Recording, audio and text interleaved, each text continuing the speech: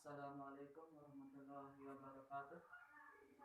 Hello everybody who are watching this video. In this good chance, we are a space group. We will discuss or explain our material or our topic about the organization and development of the second language mental lexicon. Okay, before it I will introduce my team. I am Muslimin Nasution as the moderator, Ira Dulfiana as the first material free filer, Muhibin Ramdhani as the second material free filer, and the last Raratul Jannah as the translation maker. Okay, directly time is here. Thank you Nasution. Okay, Assalamualaikum warahmatullahi wabarakatuh. I'm Ira Lufiana, and in this good chain, I will to explain our materials about the organization and development of the second language mental lexicon. Okay, in this good chains, in this material, in this topic, we will talk about second language and how the development of the second language in the mental lexicon. Beside it, in mental lexicon, I mean mental lexicon is the like dictionary, but you will find it in my next material. But I will explain it in slide at my PowerPoint. Okay, let's do it. Okay, this I mean the organization and development of the second language mental lexicon. Okay, before we go to how the development of the second language in mental lexicon and how about that, I want to tell you actually what is L2 and what is L1. Yeah, actually our point is L2. We want to focus in of L2 ya. That's because L2 and L1 ini tidak jauh beda ya. L2 ini bisa dikatakan antonimnya itu L1. Jadi di sini saya akan menjelaskan ya. L2. L2 or second language. L2 or second language ya, sudah jelas ya. L2 ini sendiri merupakan kayak bahasa kedua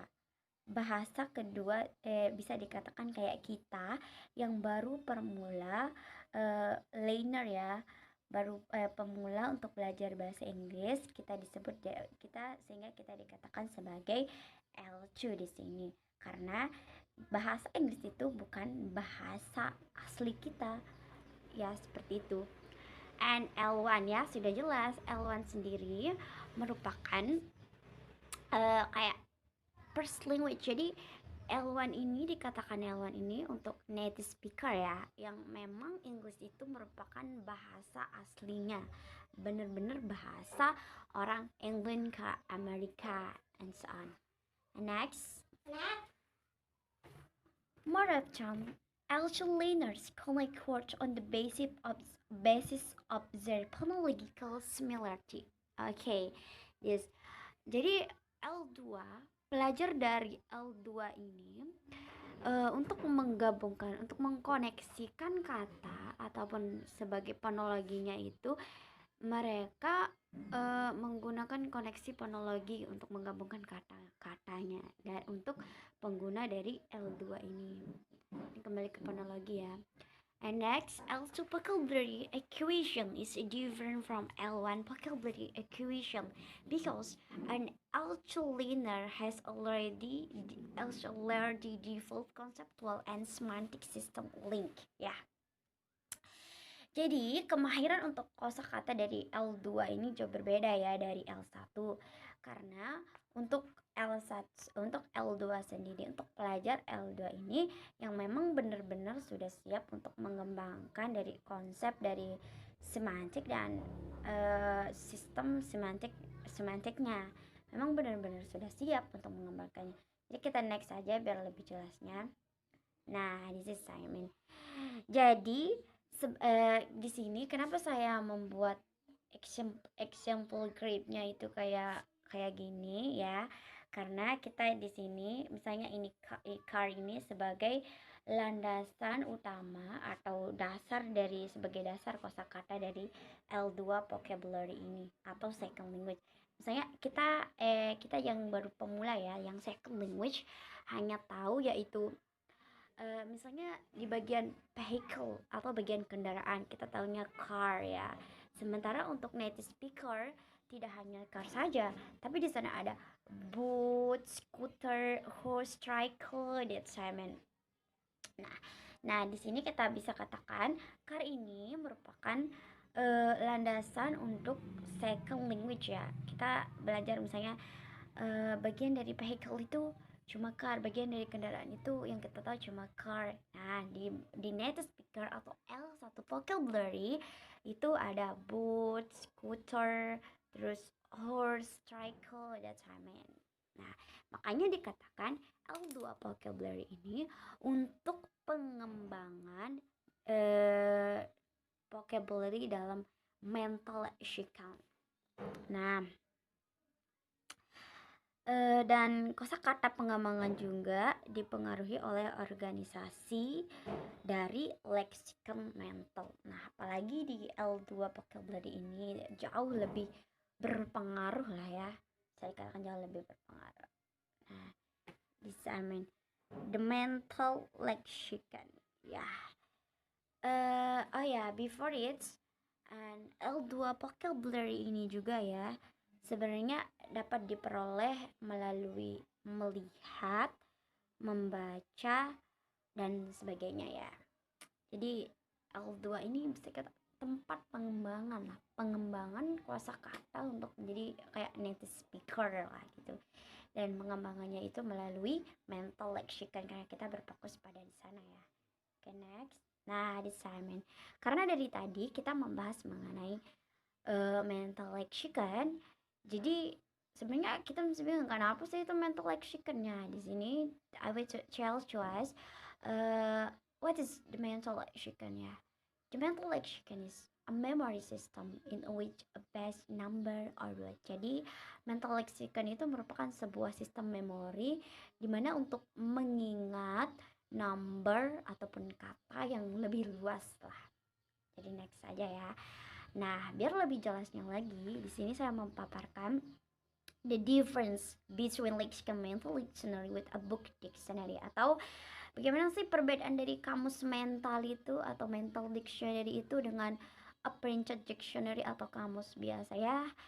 Jadi mental lexicon atau mental dictionary is reminiscence of a traditional printed only. Jadi mental lexicon itu bisa dikatakan kayak tempat kenangan. Kenapa demikian? Kenangan karena ia menyimpan banyak memori seperti yang di awal tadi, is a memory system ya, tempat sistem memori, sistem mengingat. Jadi sementara dan di sini printed dictionary itu kayak ia lebih kayak dibukukan dan lebih terbatas untuk itu. Next saja ya. Nah, this is the mental lexicon can virtually be organized according to initial sounds, but the order will not be as strictly alphabetical as in a book dictionary. Ya. Jadi mental lexicon itu sebenarnya dapat dicari, dapat ditemukan untuk mencari kosakata atau sebagainya ya dari inisial suara, dari suara awal, inisial suara ya. Jadi nggak kayak dictionary itu dia alphabetical atau tersusun secara alfabet, secara A, B, C, D, E, F, G, nah gitu. Sementara untuk mental lexicon sendiri ya dia tersusun berdasarkan suara, berasal dari awal suara. Misalnya jadi suara A, O gitu, bukan alfabet. Next. Nah, mental lexicon itu fluidity and flexibility ya. Fluidity maknanya di sini itu ya dia itu sering berubah ya. Fleksibel sama saja fleksibel. Nah, maka kenapa saya berkata demikian dari tadi? Ya memang mental lexicon itu bisa berubah berdasarkan perkembangan zaman. Sementara book dictionary biasa itu dia anceng, dia anceng atau tidak bisa berubah, dia tetap sudah dibukukan, dia tetap sudah kayak kamus-kamus itu biasa. Sementara kalau mental lexicon itu ya dia bisa berubah seiring dengan perkembangan zaman dan seiring dengan perkembangan kata-kata atau sebagainya kan, dia berubah, nanti dia akan mengikuti, intinya mengikuti nanti. And next ya, nah says Milka 1997-93 also research on human capacity to acquire, store, and use vocabulary has been conducted to a large extent on L1. These findings may be a source of useful information for more efficient learning and teaching of second or foreign language as well. Jadi, walaupun research human capacity mengatakan bahwa kalau untuk di mental lexicon ini untuk pengembangan dimana dari L2 atau second language menuju L1 kita menggunakan mental lexicon ya. Tapi ini sebaliknya, sebenarnya untuk belajar dan mengajar itu untuk informasi yang lebih berguna lagi, untuk mendapatkan informasi yang lebih luas lagi dalam belajar dan mengajar itu ya, kita menggunakan mental lexicon untuk second language ataupun foreign language, untuk menjadi lebih baik lagi lah dalam belajar dan mengajar. Kita menggunakan mental lexicon juga, bukan hanya sekedar untuk mengembangkan bahasa atau kata untuk menuju pada L1 atau native speaker foreign language. Tidak hanya seperti itu, tapi untuk belajar dan mengajar juga di dalam second language maupun foreign language. Itu kata Melka sendiri. Next, kata McCarthy 1994 points out that the process of storing, memorizing, and recalling are essential in L1 and L2. Jadi kita ini masih berfokus pada mental lexicon ya, sebenarnya pengembangan dari mental lexicon itu sendiri ya, second language dari mental lexicon. Tapi sini kata McCarthy sendiri, kalau untuk mengingat maupun storing, memorizing dalam mental lexicon itu sebenarnya itu semata-mata dilakukan di dalam L1 dan L2. Kita melakukan proses storing, memorizing, dan recalling itu di L1 dan L2. Tidak hanya ya di L2 saja ya, berarti kata McCarthy sendiri ya, kita melakukan memorizing maupun storing itu ya di L1 dan L2 di dalam menggunakan yang namanya mental lexicon dictionary itu. Okay, maybe that's all for how the development of second language and mental lexicon. Okay, that's all from me about second language and first language, and how about mental lexicon and how the difference of mental lexicon dictionary with a dictionary, a book dictionary. That's all.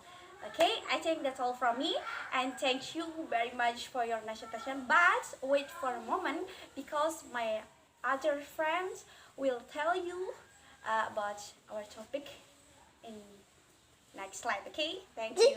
Assalamualaikum warahmatullahi wabarakatuh.